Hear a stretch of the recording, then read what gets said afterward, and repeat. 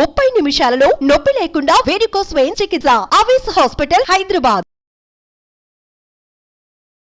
నమస్తే రమగారు. నమస్తే జయ. రమగారు, కార్తీక మాసం, ఈ మాసం మొత్తం చక్కగా మీ కార్తీక పురాణం ప్రతిరోజు వింటున్నాము. మనం డిఫరెంట్ ఛానల్స్లో డిఫరెంట్ టైమింగ్స్లో, అంటే అందరికీ వెసులుబాటుగా ఉండాలని చెప్పేసి డిఫరెంట్ టైమింగ్స్లో మనం ప్రజెంట్ చేస్తూ ఉన్నాం.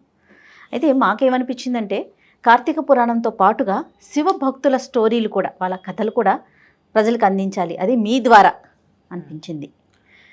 ఎందుకంటే భోలా శంకరుడు అడిగిన వెంటనే వరాలు ఇచ్చేస్తూ ఉంటాడు. ఆయన చాలామంది భక్తులు ఉన్నారు కదండి, శివ భక్తులు, మనం చెప్పుకోదగ్గవారు. అది ఒక్కొక్క స్టోరీ కింద తీసుకొని ప్రజెంట్ చేద్దామని. శివభక్తుల గాథలంటే మనం తెలుగులో మనం సాధారణంగా శ్రీకాళహస్తి భక్తుల వలన ఏర్పడిన దేవాలయం కదా, మనకు తెలుసు అది. తర్వాత భక్త కన్నప్ప అని అలా చిన్న చిన్న గాథలు మనకు తెలుసుకొని, అయితే మనకి తెలుగువారికి ప్రత్యేకంగా తెలియనివి ప్రత్యేకమైన గాథలు ఉన్నాయి. నాయనార్ల గాథలు ఇవేంటంటే తమిళ సంప్రదాయంలోవి 63 నాయనార్ల ప్రత్యేకమైన గాథలు పెరియ పురాణం అని ఆ పురాణంలో ఉన్నాయని చెప్తారు. పెరియ పురాణం అంటే పెద్ద పురాణం తమిళంది. అవును, తమిళ మూలంలోంచి ఎవరో పెద్దవాళ్ళు దాన్ని ట్రాన్స్లేట్ చేసి పెట్టినవి. 63 మందట. మనకి ఆళ్వార్లు, పన్నిద్దరు ఆళ్వార్లు అని చెప్తారు, 12 మంది ఆళ్వార్ల గాథలు.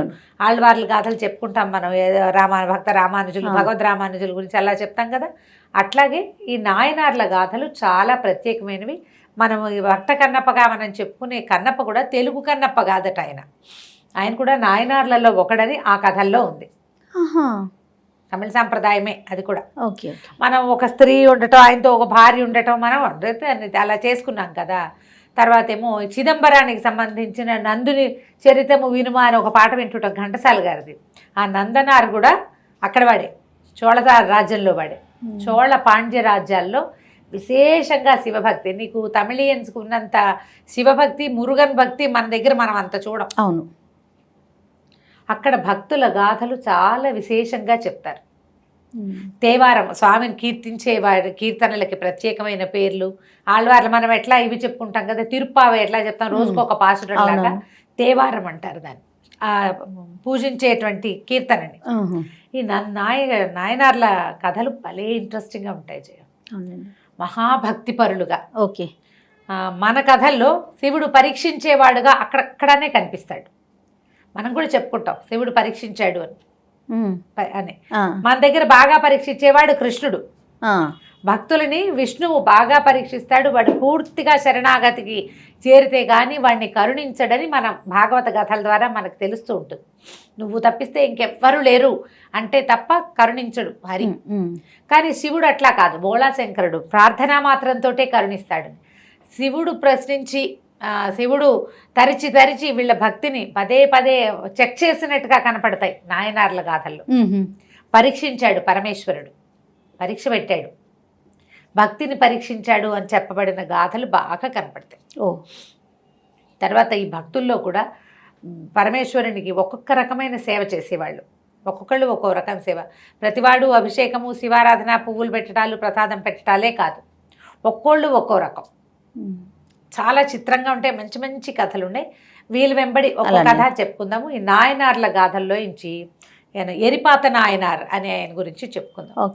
ఇవేంటంటే పేర్లు కొంచెం తమిళ పేర్లు, స్లాంగ్ తెలుస్తుంది, స్లాంగ్ మనకు తెలుస్తుంది. ఒకవేళ నేను ఏదైనా అక్షర దోషాలు ఉంటే తమిళ తెలిసిన వాళ్ళు నన్ను మన్నించండి, ఎందుకంటే తెలుగులో ట్రాన్స్లేట్ అయినప్పుడు ఆ పుస్తకంలో ఏ పేరు దొరికితే మనం అదే పేరు చెప్పగలుగుతాం. అందులో వాళ్ళు పలికే విధానం వేరుంటుంది రమగారు, మనం మాట్లాడే విధానం వేరుంటుంది తెలుగులో కూడా. మనం కనిమొళి అని రాస్తాం, కనిమొళి అని చదువుతారు, రీ చదువుతారు వాళ్ళు. వేరే అక్షరం తేడాగా ఉంటుంది కదా, రీకి తేడా ఉంది. సేమ్ డిట్టో అదే అక్షరం కాకపోయినా క్షమించాలి నన్ను మాత్రం. ఈ ఎరిపాత నాయనార్ కథ చాలా చిత్రంగా ఉంటుంది. ఈయన ఎక్కడ చోళరాజ్యంలో కరుపూరు అనే ప్రాంతానికి చెందినవాడు. అక్కడ అమరావతి అని ఒక బ్రహ్మాండమైన నది ప్రవహించేదట. అక్కడున్న పరమేశ్వరాలయం పశుపతినాథుడు. ఈ పశుపతినాథుడు మనకి ఎక్కడ కనపడతారు? నేపాల్లో ఉన్నాడు. పశుపతినాథ్ మందిరం నేపాల్లోనే కదా ఉంటుంది. అయితే ఇక్కడ పశుపతినాథీశ్వరుడు పేరుతోటే ఒక ప్రత్యేకమైన శివాలయం ఉందట. ఆ పశుపతినాథుడిని బాగా సేవించేవారు ఈ ఎరిపాతర్ అంటారు, ఎరిపాత నాయనార్. అయితే ఆయన భక్తి ఎలాంటిదంటే, ఆయన ఒక గొడ్డలి ధరించి తిరిగేవాడట. శివభక్తులకి ఏ ఆపద రాకుండా చూడడం ఆయన యొక్క భక్తి. బాగుంది. ఒట్టి శివసేవే కాకుండా భక్తులకు కూడా ఏమీ ఉండకూడదు, ఏ ప్రాబ్లమ్ రాకూడదు. శివభక్తులకి ఏదైనా ఇబ్బంది అయితే ఈయన పరిగెత్తుకుంటూ అక్కడికి వెళ్ళేవాడు. గొడ్డలితోటైనా వాళ్ళకు వచ్చిన కష్టాన్ని నివారించేలాంటి ప్రగాఢమైన శివభక్తి పరుడు. సూపర్. భక్తిలో ఒక్కొక్కళ్ళది ఒక్కొక్క లెవెల్ ఉంటుంది. ఈయన ఏంటంటే హింసకి పాల్పడైనా సరే ఒక శివభక్తుడిని రక్షించాలి, ఇలా ఉండేది. ఈయన గొడ్డలి ధరించి తిరిగేవాడు. ఎవరికి ఏ సహాయం కావాలంటే ఆ సహాయం చేసేవాడు. ఈయన ఉన్న కాలంలోనే ఒక మన శివగామి అండాళ్ళని ఒక ఆయన ఉండేవారట. శివగామి ఆయన పేరు. ఈయన ఏంటంటే మహాభక్తుడు. ఈయన రోజు పరమేశ్వరుడి కోసం పువ్వులు సేకరించుకునేవాడట. పువ్వులు సజ్జ నిండా పువ్వులు తెచ్చి దండలు గుచ్చి స్వామికి ధరింపజేసేవాడు. పశుపతినాథుడికి ఇంటి దగ్గర ఎక్కడ శివాలయం ఉంటే అక్కడికల్లా ఇచ్చేవాడు పువ్వులు. ఆయన బర్లల్లో ఆయన భక్తి అది పెద్ద. మొదట చెప్పుకున్న ఆయన ఎరిపాత నాయనారు పద్ధతి ఏమో హింసతోటైనా శివభక్తులను రక్షించాలి, ఆయన భక్తి. ఈయనేమో ఈ పుష్పమాలికా సమర్పణే ఈయన భక్తి అన్నమాట. పువ్వుల కోసం ఇక నిత్య అర్చన అది పూర్తి చేసుకుని ఇంట్లో ఆయన జీవితానికి కావాల్సిన పని ఏదో చేసుకున్నాక ఇక వేరే వ్యవహారాలు జోలికి వెళ్ళేవాడు కాదు. పువ్వులు సేకరించి ఉదయం కాలంలో ఒకసారి సేవాకాలం పువ్వులు అందించేవాడు, మళ్ళీ సాయంకాలానికి పువ్వుల దండలు పువ్వులు ఏరుకురావటం, వాటిని గుచ్చటం, స్వామికి సమర్పించటం, ఇలా ఆయన వెళ్తూ ఉన్నాడు. అయితే ఏంటంటే ఆ దేశానికి ఆ ప్రాంతానికి కరుపూరుకు చెందిన రాజుగారి ఏనుగును ఒకదాన్ని ఒకరోజు స్నానానికి తీసుకొచ్చారట. నదులకు తెస్తారు కదా, నీళ్లలో దింపి చాలాసేపు ఉంచుతారు. ఈ పెంపుడు ఏనుగులకి ఏంటంటే వాటంతటవి స్వేచ్ఛాగమనం ఉండదు, కట్టేసి ఉంచుతారు వాటి. అవును. ఎప్పుడైనా ఒకరోజు లేదా వారానికి ఒకరోజు అని నియమంగా ఓ 3-4 మావటి వాళ్ళు కలిసి ఆ ఏనుగుని నీళ్లలోకి తీసుకొస్తారు. అది చాలాసేపు దానికి తిక్క తీరేదాకా నీళ్లలో ఉంటుంది. ఉండి దాన్ని తీసుకెళ్తారు, వెళ్ళిపోతుంది. అది లేచి బయటకు వచ్చేదాకా అక్కడ ఆగుతారనమాట. అయితే ఒక 2 మావటి వాళ్ళు దాని మీద ఎక్కారు, 3 మావటి వాళ్ళు దాని పక్కన తీసుకెళ్తారు. ఎటు వస్తుందో అని 5 ఉంటారనమాట, ఒకడే రాకుండా. అప్పుడప్పుడు తెచ్చే ఏనుగు. ఈ వస్తున్న ఏనుగు ఏమైంది, ఏనుగు దారిని ఏనుగు వస్తుంది. ఈ మనం శివగాని ఆండవన్ గురించి చెప్పుకున్నాం కదా, ఆయన పువ్వుల కోసం బయలుదేరాడు. పువ్వులు సజ్జపుచ్చుకుని బయలుదేరాడు. ఈ బయలుదేరేసరికల్లా సరిగ్గా నదికి వెళ్ళి నది దగ్గర తారసపడ్డారు శివగామి గారును ఏనుగును. అప్పటిదాకా నడుస్తూ బాగానే ఉన్న ఈ ఏనుగుకి ఉండి ఏం తెక్కొచ్చిందో ఆ పైనున్న మావటి వాళ్ళు కంట్రోల్ చేసినా కిందున్న వాళ్ళు అదిలించినా వినకుండా కొంత దూరంలో ఉండగానే పరిగెత్తుకుంటూ ఒక రకంగా మదం ఎక్కినట్టు ప్రవర్తించి పరిగెత్తుకుంటూ వచ్చేసి ముందు ఈయన చేతిలో ఉన్న పువ్వుల సజ్జ, చిన్నది కాదు అది, బాగా పెద్ద బుట్ట, ఆయన బోళ్ళు పువ్వులు ఏరుతాడు కదా, ఆ బుట్టలాగి విసిరేసింది. బుట్ట పక్కన పడింది, పువ్వులన్నీ ఎగిరి రేవంతా పడ్డాయి. అక్కడి నుంచి ఆయన్ని విసిరేసింది. ఆయన పరమేశ్వర నరుస్తూ పడిపోయాడు. ఇంకో పక్క నుంచి వస్తున్న ఈ ఎరిపాత నాయనారు దాన్ని చూసేసరికల్లా ఈయనకి అర్థమైంది ఏదో జరుగుతోందని. ఆయన పరమేశ్వర అనగానే తన్నే పిలుస్తున్నట్టుంది. పరిగెత్తుకుంటూ వెళ్తే రేవంతా పువ్వులు సజ్జ నిండా ఉన్నాయి, పువ్వులన్నీ రేవు నిండా పడిపోయి ఉన్నాయి. ఏనుగు పరిగెడుతోంది, ఒక 4-5 మనుషులు దాని వెనకాల పరిగెడుతున్నారు. మరి ఈయనేమో ఇట్లా కుప్పకూలిపోయి ఇట్లా పడిపోయినాడు. ఇంకేముంది, పరమశివుడు పడిపోయాడు. ఈయన ఆగలేక భుజాన గొడ్డలు ఉంది కదా, ఆ ఏనుగు కాళ్ళకేసి విసిరేశాడు. ఓహో. కాళ్ళు తెగి ఏనుగు నడగొండలాగా కుప్పకూలిపోయింది నేల మీదకి. ఈయన ఈ మనిషిని లేవనెత్తి ఒక్క పరుగును వెళ్ళి గొడ్డలు తీసుకుని ఏనుగుని సంహరించాడు. కొట్టేశాడు. దానికి మర్మఘాతం ఎక్కడ తగలకూడదో దెబ్బ, అక్కడ దెబ్బ కొడితే అయిపోతుంది. వెంటనే ఈ మావటి వాళ్ళు విరుసుపడ్డారు ఆయన మీద. వాళ్ళు రక్షించే ఏనుగు మీద ఎవరైనా పడితే ఏనుగుకి మదం ఎక్కడ సహజం కదా, వాళ్ళు మీద పడేసరికి ఈయన వాళ్ళను కూడా సంహరించేశాడు. ఆగలేకపోయాడు. ఒక శివభక్తుడు పువ్వులు కోసుకెళ్తుంటే ఇంత పని జరుగుతుందా? అక్కడి నుంచి హాహాకారాలు చేశారు చుట్టుపక్కల ప్రజలంతా. రాజుగారికి వచ్చింది వార్త. ఎప్పుడైతే రాజుగారికి ఈ విషయం తెలిసిందో ఆయన పరిగెత్తుకుంటూ వచ్చేసరికల్లా ఈ చంపింది ఈయనని తెలిసిపోయింది. తెలిస్తే ఆయన ఏం చెప్పాడంటే, శివాపరాధం చేశారు నీ ఏనుగు మావటి వాళ్ళు కూడా, అందుకని నేను ఏనుగుని సంహరించాను. మావటి వాళ్ళేమో నా మీదకి వచ్చారు కాబట్టి వాళ్ళని చంపవలసి వచ్చింది అని చెప్పేసరికల్లా అప్పటికే రాజు కూడా మహాశివ భక్తుడు.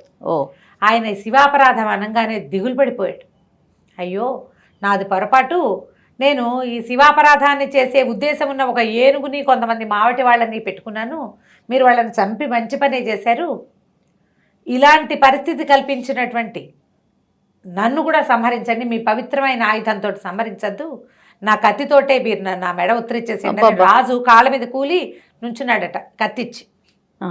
కత్తి పట్టుకునే సరికల్లా ఈయనకి ఎరిపాత నాయనారు కనిపించింది. ఇదేమిటి రాజు ఇట్లా ఉన్నాడు?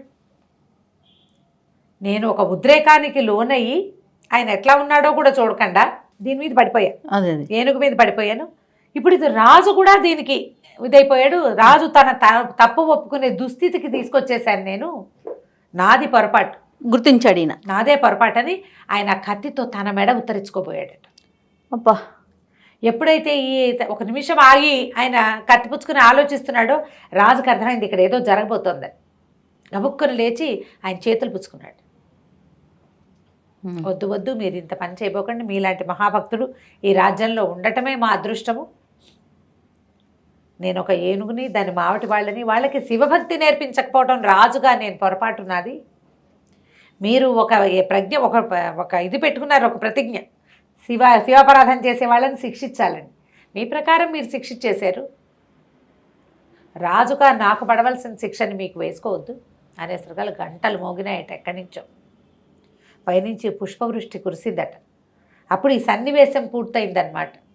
ఆకాశం నుంచి ఆశ్చర్యవాణి వినపడిందట. ఈ పరమేశ్వరుడే ఈ సన్నివేశాన్ని కల్పించాడు. ఒక భక్తుడు ఎట్లా ప్రవర్తిస్తాడు, రాజైనా కూడా ఒక భక్తుడు ఎలా ప్రవర్తించాలి అనేది ప్రపంచానికి తెలియజేయటం కోసం మీకు ఒక పరీక్షగా ఇది చేయబడిన సన్నివేశమే తప్పిస్తే ఇదంతా నిజం కాదని. ముందు ఆ శివగామి ఆయన పడిపోయాడు కదా, శివగామి ఆండాలు పువ్వులు కోసి ఆయన లేచి వచ్చాడట. ఓకే. తర్వాత మరణించిన ఏనుగు 5 మావటి వాళ్ళు లేచి నిలబడ్డారు. బా, దేవదుందుభులు మోగినాయట. పరమేశ్వరుడు వాళ్ళకి ఇట్లా మెరుపు రూపంలో సాక్షాత్కరించాడు. భగవంతుడు కల్పించిందే, లేకపోతే ఒట్టి పుణ్యానికి ఒక ఏనుగుని చంపేయటం అంటే అది ఎంత పెద్ద క్రియ. అవును అవును. తన భక్తి, తన ప్రతిజ్ఞ, అంటే శివభక్తుల్ని రక్షించాలన్న ప్రతిజ్ఞని నిరూపించుకోవడానికి ఎంత పనైనా చేస్తాడు భక్తుడు అనేది ప్రపంచానికి చూపించడం కోసం ఏర్పరిచిందే ఇది. వెంటనే వీళ్ళంతా లేచి వచ్చేసారు.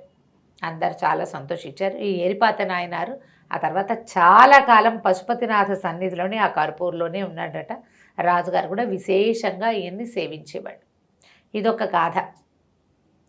వచ్చే ఎపిసోడ్స్లో ఇంకా కొత్త గాథలు, కొత్త కొత్త పేర్లు, కొత్త రకమైన భక్తిభావాలు, మనం ఎప్పుడూ వినని కొత్త గాథల్ని ఇంకొకరిని చెప్పుకుందాం. తప్పకుండా అండి. నమస్తే రమ్మగారు. నమస్తే.